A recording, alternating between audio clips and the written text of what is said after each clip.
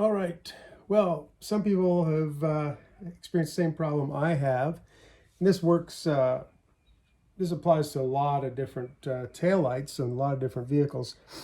In my particular case, this is an 2007 Ford Expedition, and developed water. It would fog up in here, and I'd have water collecting down in here. And the first time I saw it, I thought, oh, I went through the car wash and somehow it got inside or something. I kind of blew it off, and then I realized it wasn't going away. And obviously buying new taillights is one explanation, because clearly water is getting inside. And I thought, well, is it cracked anywhere? So I did a careful inspection, looked all the way around, could not find a single crack in it anywhere. So I was getting a little bewildered. I went inside the back, or took the taillight off, and the gaskets where the light bulbs seal seemed okay. So I didn't know what to do next.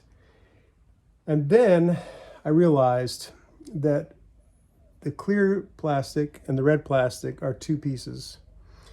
And what's happened in my case was there had been a little crack had developed around this seam where the clear and the red join. So once I took this out and got it properly cleaned and dried out, and I won't drag you through that process, and every car is different, but usually taillights are not too complicated to get apart. Once I got it cleaned out, aired out, I used a blow dryer and an air compressor to try to get it good and clear.